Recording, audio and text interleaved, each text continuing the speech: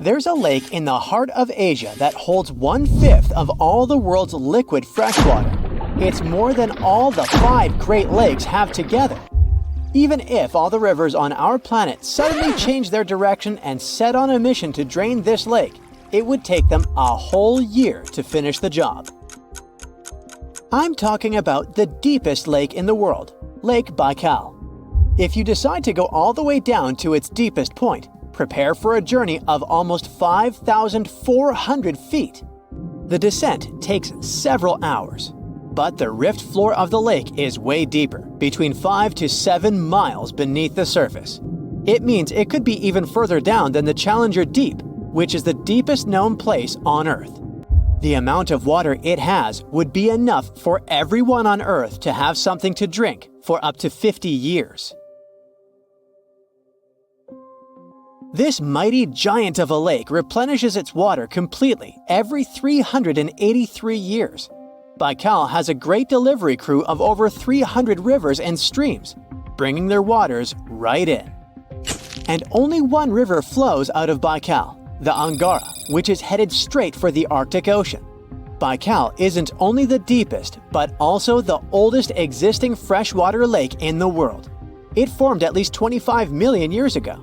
It all began when the Earth's crust decided to play Tetris and created the lake and the surrounding mountains.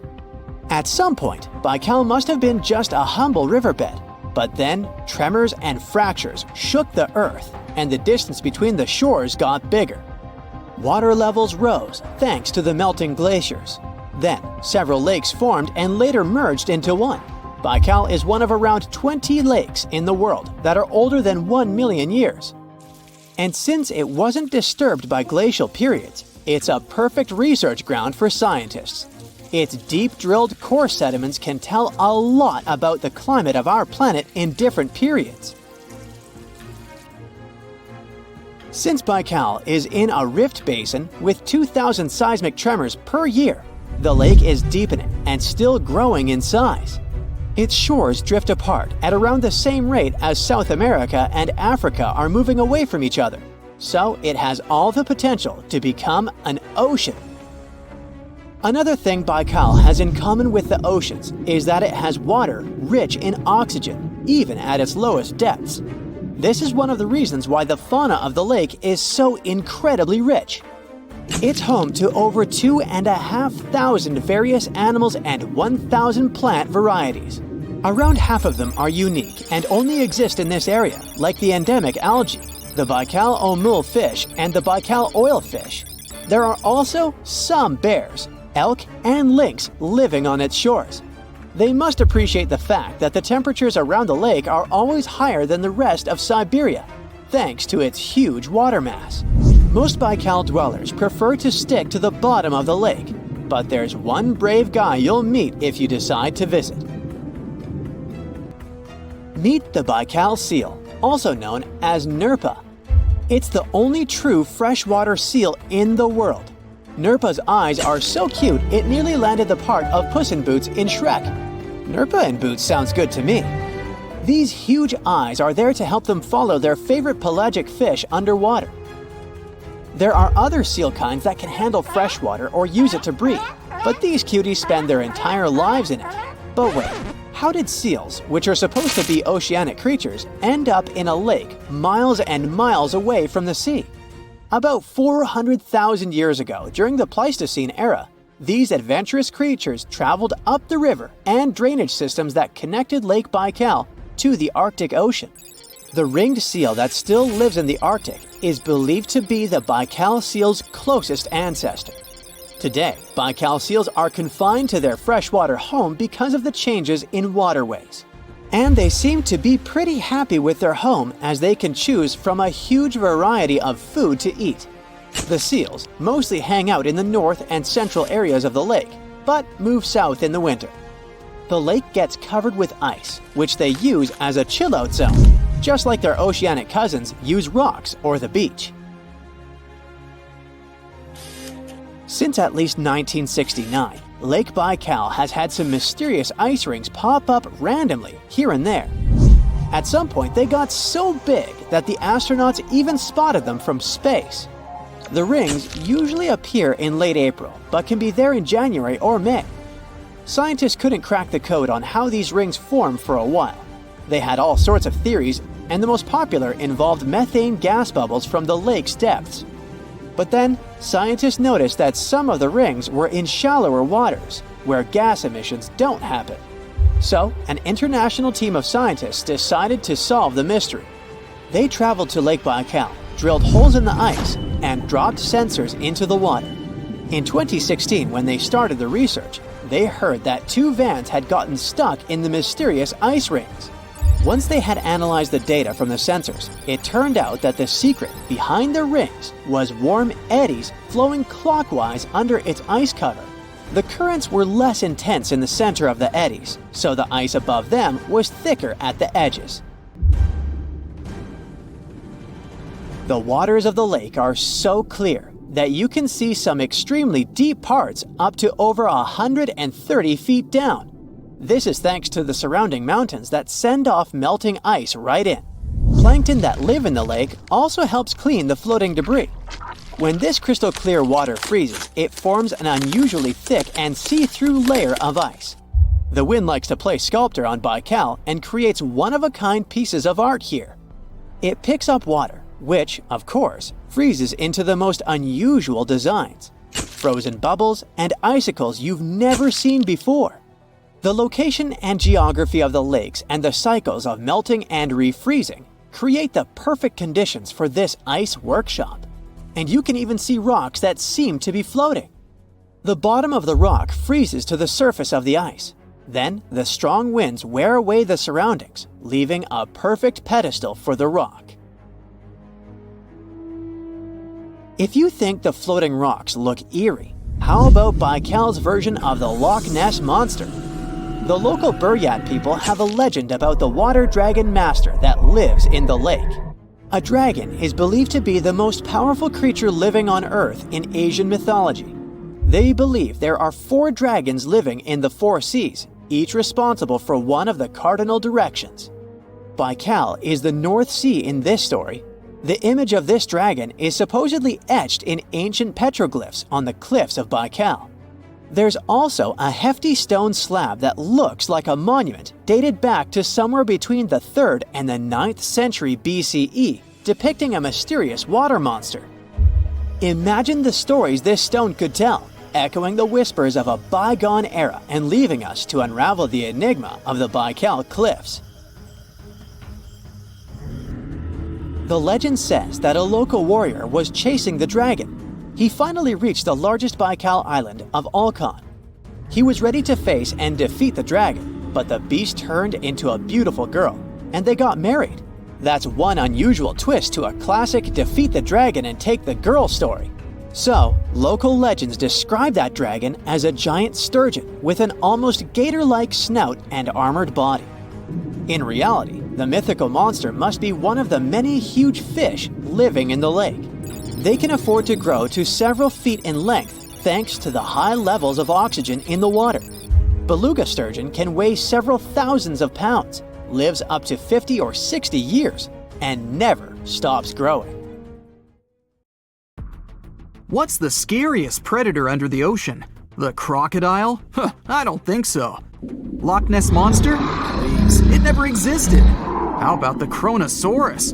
Well, it is extinct, but you might be onto something. Let's take a look at what it'd be like if these creatures were still around today. First things first, what on earth was it?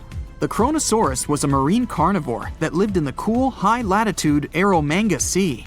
It covered vast areas of inland Australia between 90 and 120 million years ago, during the early Cretaceous period.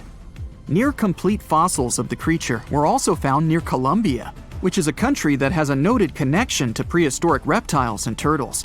This fact makes it extremely possible that the monster I'm about to describe existed worldwide. You might have heard saurus and thought, oh, it's a dinosaur. But these were actually reptiles. They were the largest member of the Plesiosauridae family, referred to as plesiosaurs. Fossil evidence suggests they weighed over 20,000 pounds and were roughly 30 feet in length. Just to put that in perspective, The longest crocodile ever measured was a saltwater crocodile by the name of Lolong from the Philippines. It was 20 feet in length and weighed just under 2,500 pounds.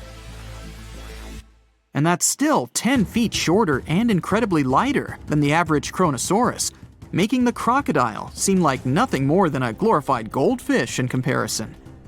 Despite its terrifying length, the most physically daunting feature of the Chronosaurus was its head. Its skull was about 8 feet long, which was actually proportionally large given the size of its body length. Anything that was unfortunate enough to end up inside the Chronosaurus's mouth may have been given false hope. After all, the teeth of the beast weren't actually that sharp. On second thought, I take that back. I wouldn't feel confident around a toothless snake, let alone being inside the mouth of this monster. But it's true that the Chronosaurus's teeth weren't sharp, especially when compared to other carnivorous reptiles, such as crocodiles and alligators. The teeth of this prehistoric sea creature were instead conical. This means that they were cone-like in shape. Unfortunately, this lack of sharpness didn't make them less dangerous. The teeth were enormous and could be up to 12 inches long from the crown tips to the bottom of the roots. This obviously meant that the Chronosaurus had an extremely powerful bite. It was estimated to be up to 30,000 newtons, which is almost twice as powerful as the bite of a large saltwater crocodile. Because of the bluntness of their teeth, they weren't suited for twisting their prey once in their grasp. But the size and shape of the teeth made them perfect for simple open and shut biting. They would have had no problem crushing hard objects such as the toughest of shells any sea turtle could offer. Just like crocodiles, the Chronosaurus is believed to have had a short neck. This may have been an adaptation to allow the beast to successfully catch small, evasive animals. Their body, in general, was fusiform and streamlined. This means it was narrowed at both ends and had very little resistance to the flow of water. The Chronosaurus was also equipped with 4 paddle-like limbs. The hind limbs were larger than the front ones. They could span approximately 7 feet in diameter. All in all, this set the Chronosaurus up to effortlessly propel itself through the waters and be an ultimate predator. Predator X, if you will? That's the name that was given to the fossil of a creature discovered near Svalbard, a Norwegian island group, in 2009. The fossil was identified as a 50-foot-long, 100,000-pound monster with a bite force of 33,000 pounds per square inch. This might be the highest bite force of any known animal. Although Predator X is yet to be classified as any specific type of animal, it was definitely a plesiosaur like the Chronosaurus. And even if it wasn't Predator X, the Chronosaurus was still most definitely a ferocious titan when it roamed Earth's oceans. The Chronosaurus actually got its name from the Greek mythological figure of Cronus, the father of Zeus. Cronus was viewed as a titan from a generation of super powerful beings. So what was it that the Chronosaurus, this terrifying monster, actually feasted on to satisfy its appetite? This creature was known to eat sea turtles, squid, and other larger marine reptiles of that time, such as elasmosaurids and ichthyosaurs. This suggests that if crocodiles existed in the realms of the Chronosaurus, they too might have turned into lunch for the beast. There's evidence from the fossil remains of the Chronosaurus that suggests that they also feasted on sharks, which I know is a disappointment to those of you who view that beast as the king of the ocean. Not when the Chronosaurus was around, my friend. In any case, grounding all kinds of food into small pieces to help digest them would have been difficult without small teeth. This explains the presence of rounded stones found in many of the remains of these sea creatures. Researchers believe these stones may have been swallowed to control buoyancy or to help process food. It's also entirely possible they were accidentally swallowed while feeding on other animals from the seafloor. As if the Chronosaurus even needed to be a meanie with its already existing power and size, there's also evidence to suggest that it indeed might have been. It turns out that after using all its impressive attributes to catch its dinner, the Chronosaurus first liked to play with its food, like a cat does with a mouse. I guess since the hunt was so easy for them, they needed to get their fun from somewhere else. Well, I think now you should have a good idea about these creatures. So let's ask ourselves what it would be like if they were still around today. And by the way, why aren't they?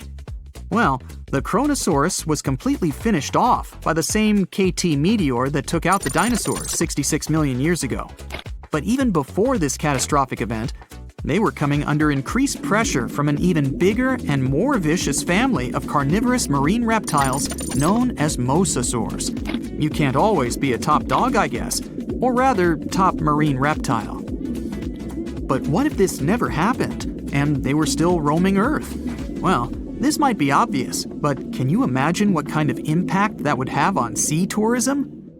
Based on the impact that famous movies about sharks and killer whales had, what do you think the presence of a Chronosaurus in the ocean would do to beaches? The very creature that would eat sharks and whales for breakfast. Beaches would certainly become a great place to go for a quiet walk, because nobody else would even be there. And what about such activities as boating, surfing, and scuba diving? You think anyone would dare try them, knowing that this 30-foot beast could be lurking beneath them? Let's give humans some credit and assume most of them wouldn't. This would cripple the global sea tourism industry, which is responsible for earning roughly $143 billion every year. Just to make sure this shocking point hits home, the most expensive yacht to ever roam the ocean was called the History Supreme. Its master bedroom was believed to have a statue made of T-Rex's bone and a wall made of meteorite rocks, as well as a 24-karat gold panoramic wall aquarium. Anyway, this yacht was worth nearly $5 billion, meaning you could buy 38 of them with the money lost and potential damages to sea tourism caused by the Chronosaurus. I'm sure that the yacht's owner was happy the beast never made an appearance in their luxurious aquarium. So luxurious, in fact, that some people believe the History Supreme, reportedly owned by some business genius from Malaysia, never even existed. Rumor has it that it was simply an elaborate hoax fabricated by the supposed designer. Anyway, I don't think the trouble would just stop there. People could actually be in serious danger, regardless of being near the ocean or not. No, I'm not about to tell you that this thing would grow legs, adapt to living on land, and start picking us off one by one. At least, I hope not. I'm just going to point out the damage that the Chronosaurus would inflict through its devastating impact on sea trade. In America, ocean transit accounts for 76% of national trade. On top of this, more than 100 vital pharmaceutical products originate in the sea. I'll also state the obvious and point out that the ocean is a huge food source for us humans. The presence of the Chronosaurus could have a great impact on our relationship with the ocean, something we usually take for granted. It's a perfect summer day. You're relaxing on the beach, dipping your toes into the cool water, when suddenly, bam! A 56-foot aquatic nightmare rockets from the waves. It's the size of 2 London double-decker buses, sporting about 60 razor-sharp teeth, including bonus chompers on the roof of its mouth, because why not? This aquatic beast isn't picky about its diet either. Sharks? Turtles? Other sea monsters? Yep, they're all on the menu. Meet the Mosasaur, a group of marine reptiles that ruled the oceans millions of years ago. If you've seen Jurassic World, you'll recognize them as the stars of that epic moment when a massive creature leaps out of the water to snatch a great white shark like it's sushi. That's a Mosasaurus, and it's every bit as terrifying as it sounds. Recently, scientists stumbled upon a fossil of one of those marine monsters in, of all places, Mississippi. Yes, Mississippi, the land of magnolias and catfish. Turns out it's also home to ancient sea dragons. This discovery was a happy accident. A team of geologists was mapping the terrain in east-central Mississippi when they noticed something strange poking out of the ground. It wasn't a rock or a seashell. It was a vertebra, and a massive one. In fact, it was so large it barely fit in the hand of the scientist who found it. The fossil likely belonged to the largest known species of mosasaur, the Mosasaurus hoffmanni. Now, the biggest mosasaur ever found clocked in at a staggering 56 feet long. This new specimen hit a solid 30 feet at least, And while it might not break the world record, it certainly makes the crown for the biggest mosasaur ever discovered in Mississippi. Fun fact, that's still longer than the average RV, and with way worse gas mileage. To be fair, the Mississippi Museum of Natural Science already had a couple of mosasaur fossils in its collection. But this newcomer might just steal the spotlight. And this isn't an isolated incident. In 2015, paleontologists unearthed the skull of a 24-foot-long mosasaur in North Dakota. Years later, a private fossil hunter, yes, that's a thing, found an equally huge mosasaur in Texas. Well, its jaw at least. These sea monsters, also known as sea dragons, by the way, actually have one of the wildest origin stories in paleontology. The very first skull was found way back in 1764 in a chalk quarry in the Netherlands. And at the time, scientists thought it was a whale. Then came a second skull, which was so impressive that French revolutionaries literally looted it during the siege in 1794. Legend has it they swapped it for 600 bottles of wine. Doesn't sound like a fair trade to me. That fossil actually helped pioneer the concept of extinction and got paleontologists buzzing for centuries. Since then, mosasaur fossils have popped up all over the world, like ancient scaly celebrities leaving their mark. From the Mississippi backwoods to the deserts of Morocco, from New Jersey to Belgium, scientists have uncovered everything from teeth to full skulls, sometimes even misplacing them in museum drawers for centuries. So what exactly were these terrifying titans of the deep? Well, let's just say, if ancient oceans had a most likely to eat everything in sight award, the mosasaur would win it. Picture a gigantic scaly torpedo with a mouth full of about 60 razor-sharp teeth, including some growing on the roof of its mouth like dental overkill. It had a long, muscular tail for propulsion and 4 paddle-like limbs that worked like turbocharged oars, letting it cruise through warm, shallow seas like a reptilian speedboat. Scientists believe they were close relatives of modern monitor lizards and snakes, which honestly just makes both of those animals way more terrifying. Some mosasaurs even might have had adaptations for sensing vibrations in the water, allowing them to detect movement from a distance, similar to how sharks use electroreception today. Their eyes were well developed too, giving them sharp vision in the dim ocean depths, a key advantage when hunting fast or elusive prey. But what really makes mosasaurs the stuff of prehistoric nightmares is their attitude.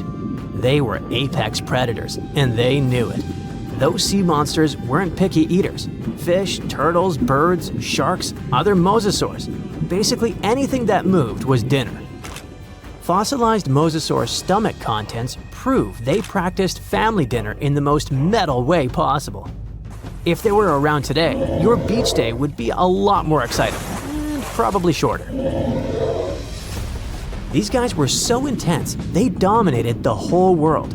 It's safe to say, mosasaurs were the undisputed rulers of the late Cretaceous oceans. And like today's orcas or great white sharks, they probably used ambush tactics, sneaking up on prey from below before striking with explosive force. Bite marks found on the fossilized bones of turtles and even other mosasaurs suggest intense underwater battles worthy of a blockbuster movie. But how did one end up in Mississippi of all places? Well, rewind the clock about 80 million years and you'll find part of North America underwater.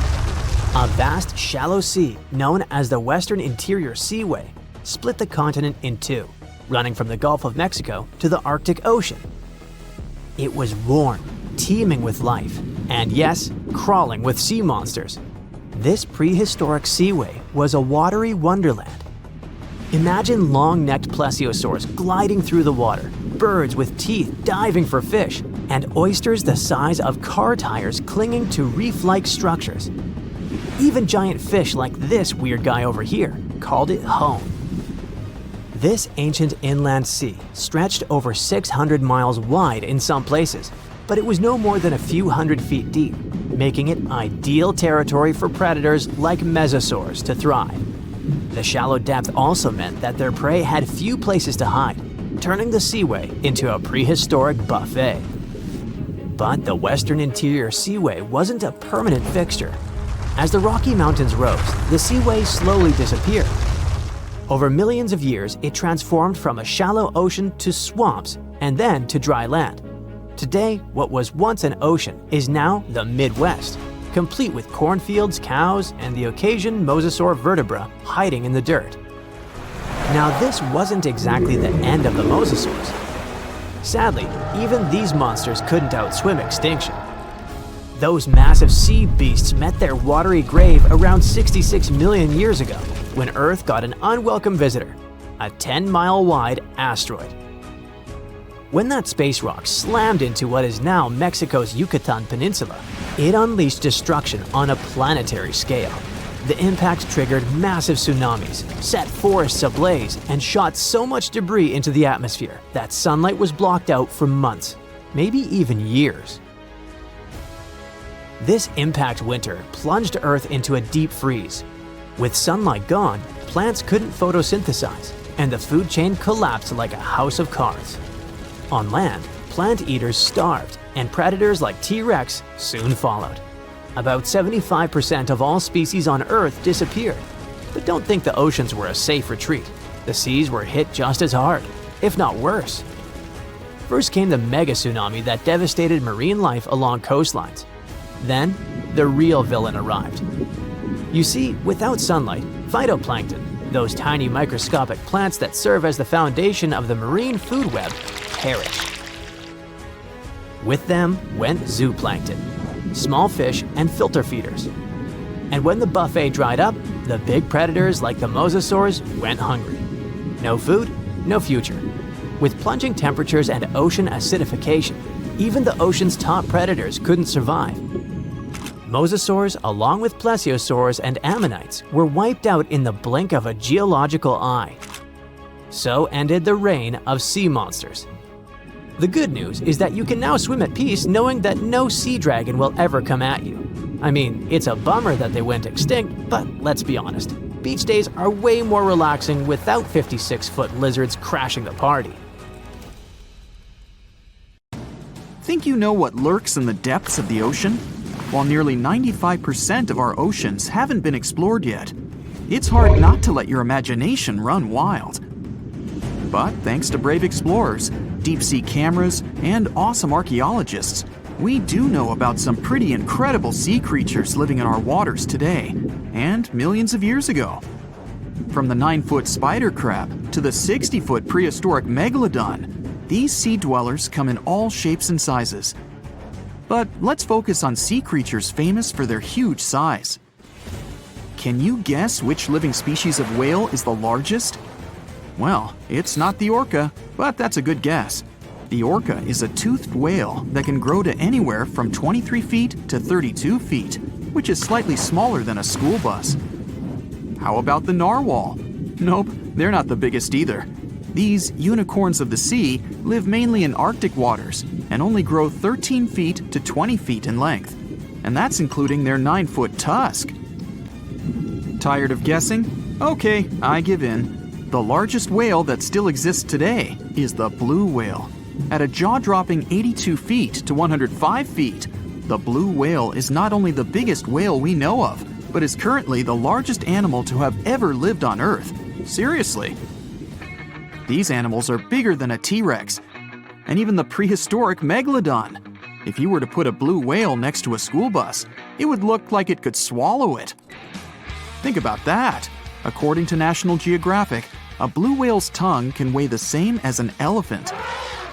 And their hearts can weigh as much as a car. That doesn't even sound possible. It's no wonder these giants need to eat about 4 tons of krill every day. While there aren't too many animals living today that can compete with the blue whale's epic proportions, there is an entirely different species that is a good contender, and it's not quite what you would expect. It's a jellyfish. No, I'm not talking about the little jellyfish that wash up on the shore and ruin a perfectly good day at the beach. I'm referring to the lion's mane jellyfish, the biggest jellyfish around. This invertebrate can grow up to 120 feet long. They also come in different gorgeous colors like red, purple, or even shades of orange. As if their length wasn't impressive, the lion's mane jellyfish boast a whopping 8 sets of 70 to 150 tentacles. That means they can have up to 1,200 in total. And here's the giant oceanic manta ray, the largest type of ray in the world. Their wingspan can be longer than a bus. These guys can reach 30 feet in length. They also have the biggest brain compared to body size among all fish. Unlike their stingray cousins, mantas don't have venomous tails. And while the lion's mane jellyfish and the blue whale are yet to be beaten for the longest sea creature, there is one marine creature that can grow even larger in length.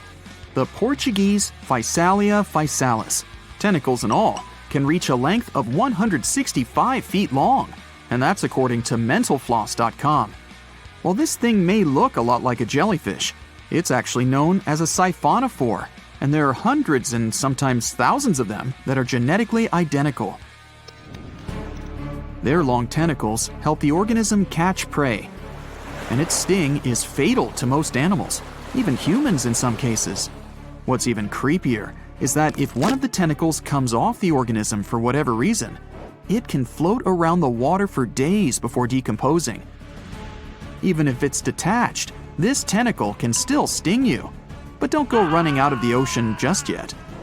Your chances of being hurt by a Portuguese Physalia physalis sting are pretty slim. However, if you do get stung, the side effects aren't pretty, with welts, stomach cramps, an elevated heart rate, and an upset stomach. While you don't want to go anywhere near these long creatures, they sure are pretty to look at. Check out all those colors. The Shastasaurus is the biggest marine reptile that has ever existed. These predators lived during the late Triassic period, about 210 million years ago. These amazing giants could reach lengths of up to 69 feet and weighed more than 75 tons. This made the Shastasaurus as heavy as a blue whale. And if you could stand this creature up vertically, it'd be as tall as a 7-story building. Despite appearances, the Shastasaurus was actually pretty slim for its size. Its ribcage was only 6 feet across. You'd think that this big guy was chowing down on other dinosaurs, but that's not the case at all. This reptile survived on a diet that consisted of small fish and cephalopods, like octopuses and squids. The Albertonectes is a bright representative of the plesiosaur family, meaning that this marine reptile had a small head on an incredibly long neck and large flipper-like limbs that helped it move through the water. These creatures occupied the seas around North America 76 to 70 million years ago. The length of this sea monster could reach 38 feet, with its neck taking up 23 feet of that length. Its neck was a true record breaker. It had a whopping 76 bones in it. No other animal known to humankind has had so many vertebrae in its neck. Scientists aren't sure why they needed such a lengthy neck. They might have used it to collect shellfish off the seabed, or perhaps it helped them capture their main prey, fish and squids. This aquatic reptile also had gastroliths in its stomachs. Some of them were as big as 5.5 inches in diameter. The Tylosaurus belonged to the Mosasaur family. It dominated the shallow seas of North America about 85 to 80 million years ago. This was an enormous predator, with the biggest representatives reaching 45 feet in length. It had a narrow hydrodynamic body with a blunt, powerful head that the animal used to ram and stun its prey.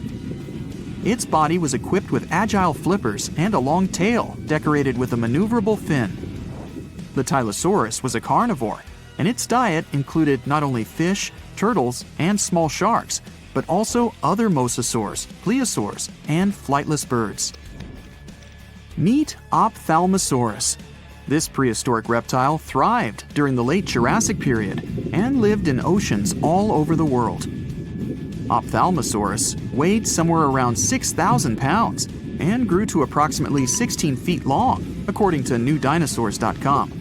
That's about the same length as the beluga whale that exists today. It's too bad these guys went extinct before we had a chance to see them ourselves, as their cartoonish wide eyes and dolphin-like features are pretty darn cute. Of course, the Ophthalmosaurus evolved over time to become ophthalmologists, or eye doctors that we know today. No, that's just a lie. Just testing you. The Mosasaurus is a truly gigantic predator that dominated the seas all over the world about 66 million years ago. According to fossil evidence, some specimens could be more than 50 feet in length. This fact makes the Mosasaurus the biggest marine carnivore of its time. One of the most terrifying things about this creature was its crocodile-like head, decorated with literally hundreds of razor-sharp teeth, neatly organized in 2 rows on both jaws. The thing is that it was pretty challenging for the Mosasaurus to grab its prey in the water. That's why it had all these teeth, plus something special: pterygoid teeth anchored to the bones on the roof of its mouth. This made hunting and holding onto its prey much easier. The Styxosaurus belonged to the Plesiosaur family and lived during the late Cretaceous period, around 85 to 70 million years ago. Upon first glance at this dinosaur, you might mistake it for a sea snake, and it'd be an honest mistake. The Loch Ness Monster is actually not from Scotland. Turns out, this real-life creature lived in the freezing waters of Antarctica about 70 million years ago. In 2019, researchers discovered fossils of a huge, prehistoric marine reptile that looked a lot like what people described as Nessie. This beast was terrifying, measuring up to 36 feet long with a massive giraffe-like neck. It also weighed around 15 tons, which is about the size of 3 elephants. Next up on our list of huge animals is a penguin. I know penguins aren't exactly what you'd call big, but scientists have just found what they think might be the biggest penguin ever, the Kumimamu fordyce. It's believed that these giant birds were hanging around New Zealand about 55 million years ago, and they were huge, weighing over 330 pounds. That's about 5 times the size of the emperor penguins, which are considered the largest penguins alive today. Now, let's move on from massive creatures to something much smaller. Meet B. manfredschmidti, a great ape that lived around 12 million years ago in what is now Germany. This creature is very special, as it's the tiniest great ape ever discovered. And when I say tiny, I really mean it. These ancient animals only weighed about 22 pounds. They were basically no bigger than a super chunky cat. If you think small creatures aren't scary, wait until you meet the electric blue tarantula. This newly discovered species from Thailand's mangroves has an almost otherworldly electric blue color. Its vibrant hue doesn't come from pigment, it is actually caused by the unique structure of its hair, which reflects blue light, making it look like an extraterrestrial being. We're going even further now, diving into the freezing pitch-black depths. At around 2,000 feet deep in the Andaman Sea, scientists found a new species of ghost shark, which they named Chimera supape. Their appearance is straight out of a horror movie. They have sleek, pale bodies, frills that look like feathers, and large, creepy eyes. These ghost sharks aren't actually sharks, but they are related, having diverged from their cousins about 400 million years ago. The good news is they're not too scary since they're only a bit bigger than a shoebox. Just when you think we can't find stranger creatures, we come across this ancient amphibian from Brazil. Scientifically known as K. rosae. This newly discovered giant crocodile-like creature lived during the Triassic period, over 240 million years ago.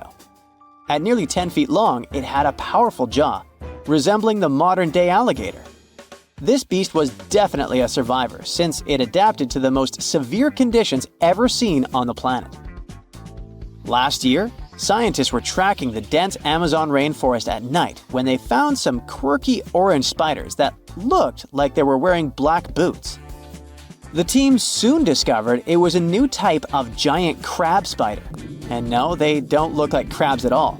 They only got their name because, while perched on plants, these spiders spread their legs out to the sides, just like crabs. Do you know that some new species are named after celebrities? Hollywood icon Harrison Ford now has his very own snake, for example. Discovered in Peru, T. Harrison Fordy honors the actor famous for his role as Indiana Jones, an archaeologist with a notorious fear of snakes. Unlike the film's menacing serpents, this new snake species is quite modest in size, measuring about 16 inches long. We also have the Rampholion prinzii, a small new species of pygmy chameleon from Tanzania that was named after US rapper and poet Prince Iya. He received this honor because of his work raising awareness about global environmental issues. Another celebrity namesake is DiCaprio's snail-eating snake, which hangs out in the shrubs of Panama's forests. This S. irmelindi caprioi is about 15 inches long and spends its nights on palm fronds looking for snails and slugs. Its round eyes look like glowing coals that can be a bit scary, but overall, the creature is super chill. Even when it feels threatened, it doesn't bite. It just coils up around its head and gives off a really bad smell. Now something a bit more sinister. Meet Venomius tomhardii. Does that name ring a bell? Exactly. This new species of spider was named after Tom Hardy's portrayal of the infamous Marvel character Venom. And all because the black spots on the spider's abdomen reminded researchers of the famous anti-hero. Most spiders of this species were found in Australia at night, sitting in their elaborate webs in forested areas near the coast. When disturbed, these creepy crawlers often hide in silk-lined hollows in tree branches. We've also got something for the Lord of the Rings fans. In the vast and warm waters of the Amazon River, scientists have just discovered a new species of pacu. This fish is a relative of the terrifying piranha, with a plant-based diet and human-like teeth. It was named Myloplus sauron because of a bold vertical black mark on its side, which reminded researchers of the fiery eye symbol of the villain Sauron from Tolkien's epic saga. Wait, is that a tanned capybara or a wild dog? Well, actually, it's neither. This is a newly discovered dwarf deer. This tiny creature, about the size of a basset hound, scurries through the forests of Peru. The combo of large eyes, stocky body, and short legs makes this animal simply adorable. This cute little deer is the complete opposite of what we've got coming up next. This bizarre-looking creature is what we believe the beast of 5 teeth might have looked like. Its fossils, found in Chilean Patagonia, showed that it lived during the age of dinosaurs, about 72 million years ago.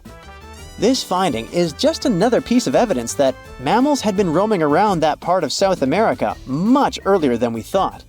Moving from the forests of South America to the deserts of Australia, we come across a sand dragon lizard, known scientifically as Tenephorus tyacalpa. With its sandy color and long, lean body, this lizard looks like it could star in a Dune movie. Discovered last year, this sand dragon lizard blends in perfectly with the hot sands of the Great Victoria Desert in southern Australia. For over 10 years, a large-eyed creature managed to hide from scientists who ventured into the mountains of southwestern China. But not this time. In 2023, the group finally managed to take photos of 7 frogs that didn't match any known species. They're now known as Leishan odorous frogs, a species that grows to be about 2 inches long and has small bumps all over their grass-green bodies. Off the coast of Chile, we have recently found a seamount nearly 4 times as high as the Burj Khalifa. Underwater mountains are usually home to beautiful life forms, like sponge gardens and ancient corals. But this Chilean seamount also hid a creature known as the flying spaghetti monster. It's a rare type of squid with long noodle-like tentacles that make it look like an underwater pasta dish.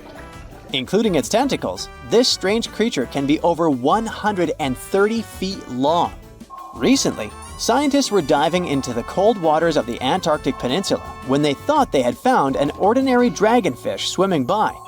But there was something unusual about this one. It turned out that this fish had 2 darker vertical stripes along its slender body. That's when they realized they were looking at a new species, the banded dragonfish. From bizarre sea creatures to a cute one. In 2017, locals were diving near Kume Island in Japan when they found the skeleton panda sea squirt. This deep-sea oddity quickly won people over with its look because its black spots actually resemble a panda bear's eyes and ears. At least if you have a good imagination. This unusual creature filters water to catch its food, and is yet another reminder of the ocean's hidden wonders. So imagine stumbling upon a creature so huge it could dwarf even the largest known marine animals today.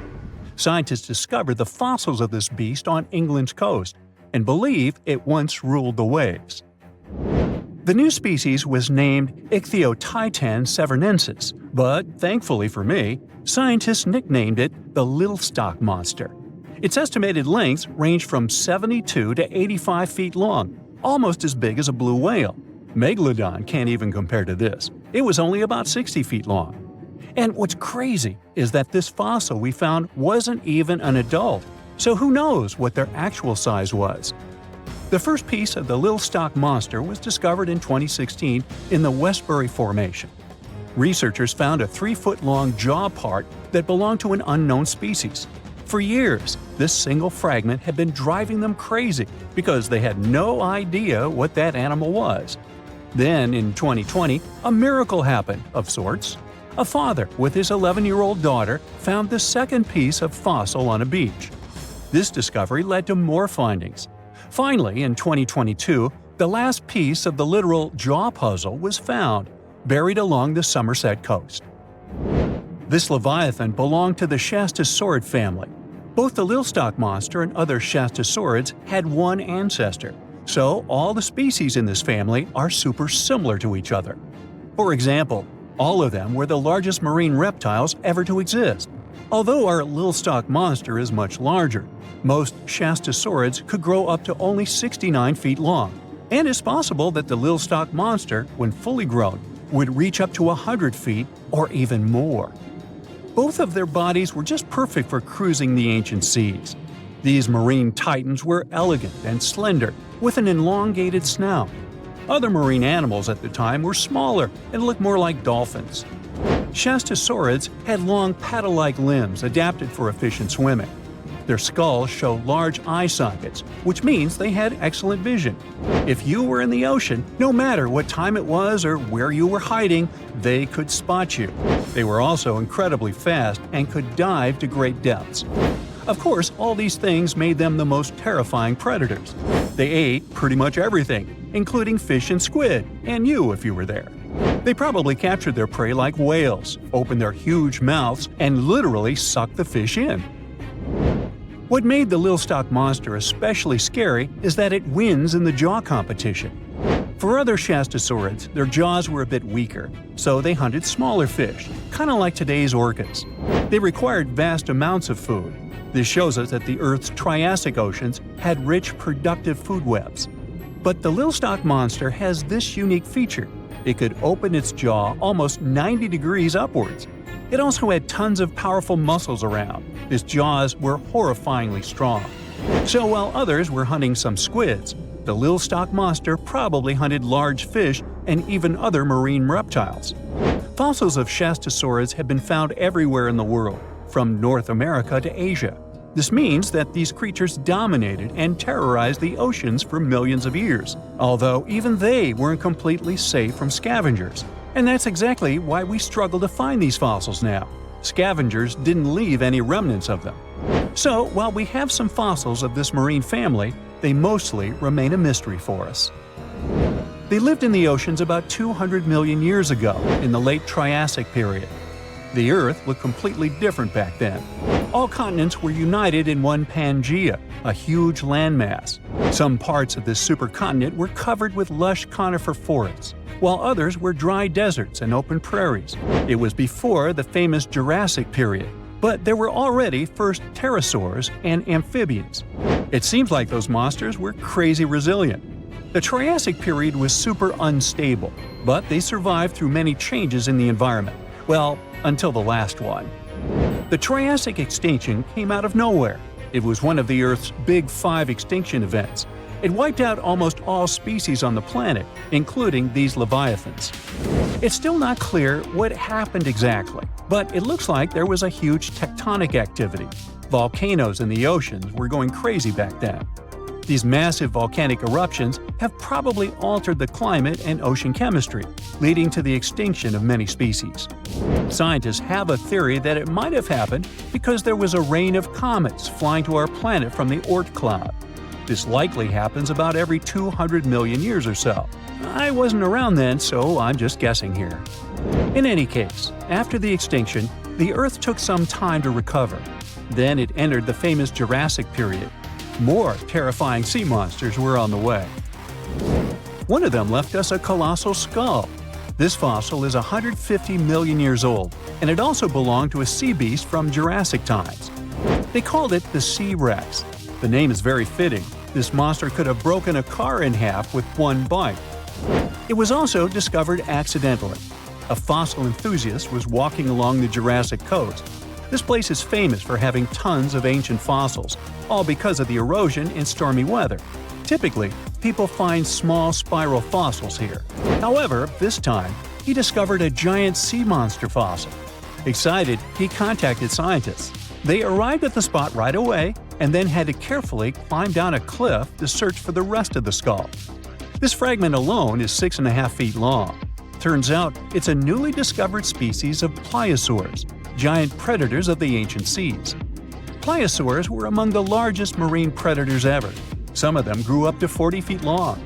They used their huge teeth to snatch and devour prey, including other reptiles. Well, at least those creatures are far gone. But what about the horrors that still live in our oceans? Recently, biologists discovered the world's longest animal, the one that's still alive to this day. They found it off Australia's coast, on the Gascoyne coast, a very mysterious and unexplored place. There, underwater vehicles stumbled upon a frightening 150-foot-long siphonophore. That's twice as long as many blue whales and 3 times as long as a humpback whale. Doesn't it kind of look like one of those toy string worms? But this creature isn't friendly at all. It's a string-like deep-sea predator. What's even more scary is that this isn't actually one creature. It's a colony of small clones working together as one. Basically, collective consciousness. Ooh, Borg. Together, they stretch out like a single long string in the water. This creature might be the longest siphonophore ever found, and it was discovered at a depth of around 2,000 feet. Siphonophores, similar to jellyfish, capture their prey by dangling stinging tentacles in the water. When their tentacles touch small crustaceans and fish, they get paralyzed, and then they're reeled up to the colony's body. Expeditions to Western Australia's underwater canyons were definitely worth it. Together with that siphonophore, scientists have discovered up to 30 potential new marine species. Among them were a new octopus or squid, a long-tailed sea cucumber, glass sponges, and giant hyroids, colonies of animals resembling upside-down jellyfish. None of them have been seen before in Australia, but most of them weren't as scary as the one that was recently discovered in the Gulf of Mexico. This creature is straight out of a sci-fi thriller, a 26-foot-long mangapinna squid or bigfin squid. It was discovered near an offshore oil rig at a depth of more than 7,800 feet. It has incredibly long elastic tentacles, which can be 15 to 20 times longer than its body. It holds them at right angles to its body, making it look even creepier, almost as if it has elbows. And yes, it's another deep-sea predator. These 10 tentacles probably help the squid trap their prey and drag it onto the seafloor. We barely know anything about this extraterrestrial-looking creature because they're very hard to find and study. And if you think their tentacles are awful, just check out these creatures with 20 arms. This thing looks like a facehugger. This new species is lurking in the frozen depths of Antarctica. Experts were searching for cryptic sea animals known as Promachocrinus, or Antarctic feather stars. They're kind of similar to starfish and sea cucumbers, but have an otherworldly appearance and can live up to 6,500 feet below the surface. It's called the Antarctic strawberry feather star. Despite its pretty name, its appearance is anything but cute. It has a bizarre strawberry-like body from which 20 spindly arms branch off. Its coloring ranges from purple to dark reddish, and the arms all have different lengths and thickness. Who knows how many more of such scary creatures we'll discover in the future? Now imagine a creature with a body that is reminiscent of a cuttlefish, with eyes sticking out from stalks like a funky headband, fins on its tail, and a long skinny nose ending in a mouth full of teeth. Or maybe this thing could be a claw. Yep, the Tully monster is on the move. It's definitely one of those freaky creatures you wouldn't like to face while scuba diving somewhere. Luckily, it went extinct 300 million years ago. This unusual marine beast was discovered in the 1950s in Illinois, and scientists couldn't even agree what it really was. Some thought it was a vertebrate, which means a group of creatures with a spine, like us humans. But a team of researchers in Japan studied many fossils of the Tully monster, using advanced laser scanning technology to check them in detail in 3 dimensions. There's still a lot they don't know about the Tully monster, but they managed to realize it didn't have any spine at all. Now the next step was to see what type of invertebrate it was. Could it be vertebrate-like, such as a land sled? Or are we talking about something closer to snails and worms? They also discovered the creature had segmentation in the head area that extended from its body, and that's not something bony creatures have. Still, in recent years, some researchers had the idea the Tully beastie could be related to jawless fish, such as lampreys. These fellows belong to the most ancient group of vertebrates, and are not pleasant to see either. In the case of lampreys, we're not talking about extinct animals. They're still out there somewhere, wandering the ocean and scaring other animals, or you, if you see it in the northern and western parts of the Atlantic Ocean where they live. And they've been here really long, even before the dinosaurs. A long time ago, long before humans or I even existed, there were eurypterids, weird creatures from a group we call arthropods, which includes spiders, insects, and crabs. But eurypterids were unlike anything you've ever seen before. They had a body shape similar to horseshoe crabs, with many segments that made up their body. Instead of legs, they had special appendages at the front that acted like oars. Some even call them giant scorpions, but most eurypterids were actually quite small, except for this special one, which was truly enormous. It could grow to a staggering length of about 8 feet. Wow! The next time you see a crab scuttling along the beach or a spider swimming its web, remember, we're lucky we only got mild versions of their ancient relatives, which, by the way, disappeared hundreds of millions of years ago. Whew. Now, some eurypterids were pretty fierce and fast predators. They would swiftly swim after their prey, chasing them down in the water. Others were more like scavengers, living on the bottom and feeding on whatever they could find along the way. They had a taste for the leftovers, like some sort of cleanup crew of the ancient oceans. Eurypterids love to spend their time in brackish water environments. It's water with more salinity than fresh water, but still less than seawater. Now imagine you're just floating around and all of a sudden you see this guy. No, it's not some weird tiny spaceship, and you won't see it floating in space, even though that's where it would perfectly fit in, as some weird creature from another planet you'd see in sci-fi movies. You'd actually see it floating in the sea because we're talking about a really small animal with enormous eyes called Dilophosaurus. Each of its eye bulbs was about a quarter of its whole body length. That's what gives it that space look, like it might live on one of the oceans under the surface where we look for life, like Europa, one of Jupiter's moons, or Titan, Saturn's biggest moon. I could easily imagine creatures like Dilophosaurus giving us a warm welcome once we get to Mars, too. Dilophosaurus had great vision. It would keep a keen eye out for any movement in its surroundings. Once it noticed something, it would swiftly launch its spiky appendages forward.